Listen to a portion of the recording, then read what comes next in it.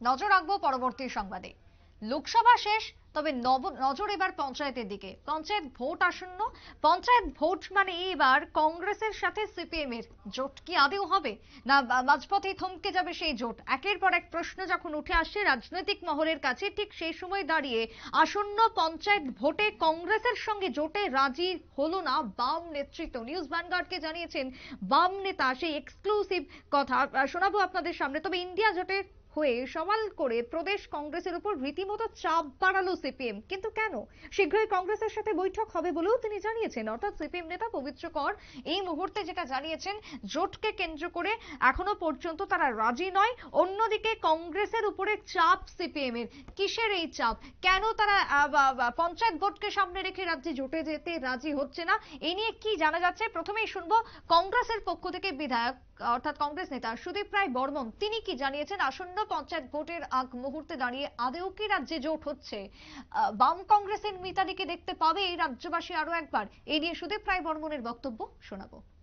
Lines করেছেন সেইভাবেই লড়াইটা চলবে না? দেখুন, সে ব্যাপারে এখন কোনো সিদ্ধান্ত প্রদেশ কংগ্রেস 18 তারিখ একটা মিটিং ডেকেছেন।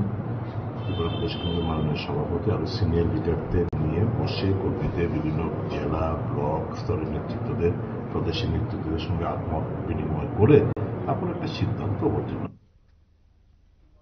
বাম কংগ্রেসের মিতালি প্রসঙ্গে সুদীপ রায় বর্মনের বক্তব্য আপনারা শুনলেন। আসন্ন বৈঠক রয়েছে এবং সেই বৈঠকের পরেই নাকি স্থির হবে আদৌ তারা জোটে যাবেন কি যাবেন না। ইন্ডিয়া জোটের হয়ে সওয়াল করে প্রদেশ কংগ্রেসের উপর রীতিমতো চাপ বাড়িয়েছে সিপিএম উল্টো দিকে দাঁড়িয়ে। সিপিএম এর পক্ষ থেকে এবার ঠিক কি বক্তব্য? পবিত্র কর বাম নেতা তিনি কি জানিয়েছেন? জোট কি তারা মানছেন পঞ্চায়েত ভোটের আগে? জোটবদ্ধ কি হবেন বিজেপির বিরুদ্ধে লড়াই? সেক্ষেত্রে পবিত্র করের বক্তব্য শোনাবো। আমরা চাই তো একসাথেই হোক, সুতরাং কথাবার্তা বলবে, কথাবার্তা বলে ঠিক হবে। আমরা কথাবার্তা বলবো তাদের সঙ্গে, এই আর কি।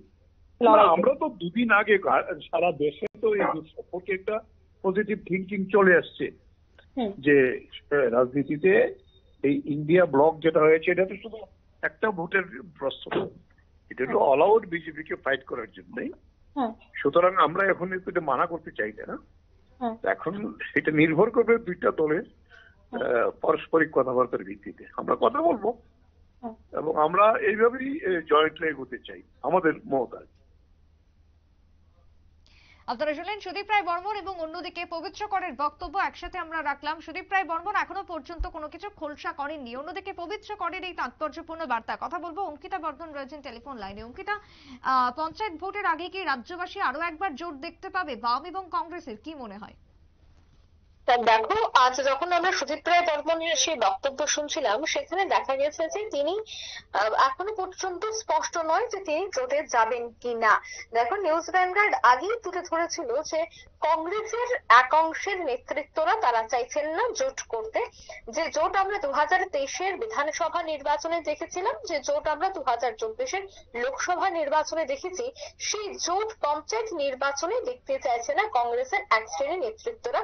সে খবর মুক্তির আগেই আমরা কিন্তু আমাদের দর্শকদের সামনে তুলে ধরেছিলাম। এবং আজকের যে বক্তব্য সুদীপ রায় বর্মনের, সেই বক্তব্যেও কিন্তু তিনি একেবারে স্পষ্ট কিছু বলেননি। তিনি বলেছেন যে সে বিষয়টা নিয়ে আগামীতে চিন্তা ভাবনা করা হবে।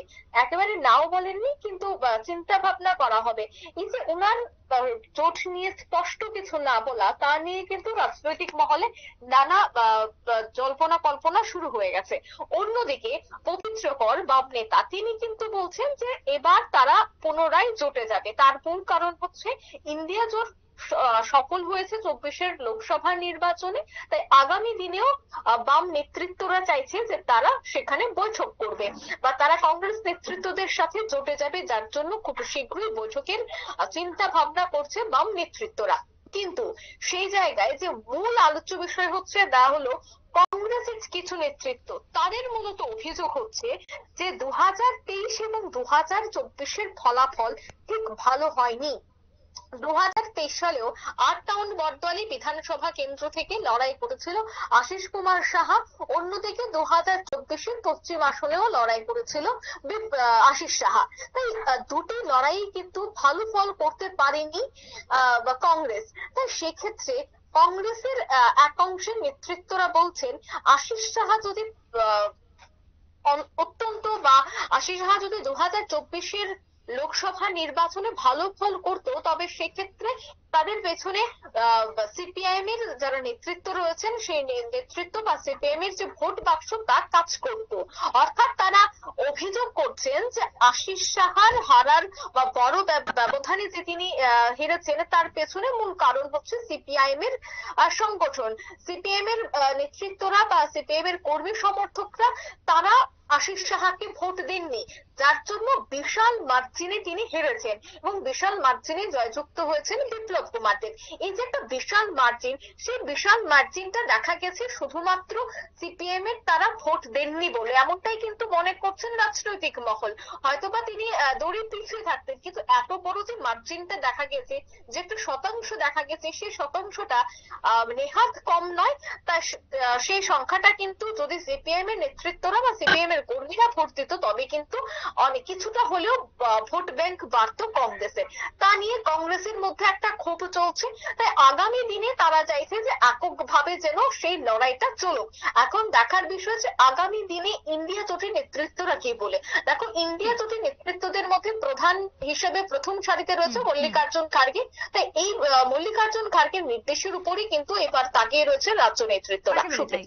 ধন্যবাদ অঙ্কিতা তোমায়। অর্থাৎ রাজ্যে এখনো পর্যন্ত জোট হবে কি হবে না, বা পঞ্চায়েত ভোটের আগ মুহূর্তে দাঁড়িয়ে কংগ্রেস এবং সিপিএম পুনরায় ময়দানে নামবেন কিনা সে নিয়ে একটা মতবিরোধ রয়েছে। এখনো পর্যন্ত কোনো খোলসা হয়নি, যদিও আরো কয়েকটা দিন সময় রয়েছে, কারণ সামনের মাস অর্থাৎ জুলাইয়ের শেষ মুহূর্তে দাঁড়িয়েই হয়তো পঞ্চায়েত ভোট হতে পারে, অথবা অগস্টের প্রথম সপ্তাহে পঞ্চায়েত ভোট হওয়ার সম্ভাবনা রয়েছে। তাই সেদিক থেকে দাঁড়িয়ে জোট আদৌ হয় কিনা সেটা জানার জন্য আরো কয়েকটা সময় অপেক্ষা করতেই হবে। ছোট একটা বিরতির পর ফিরে আসবো, সঙ্গে থাকুন।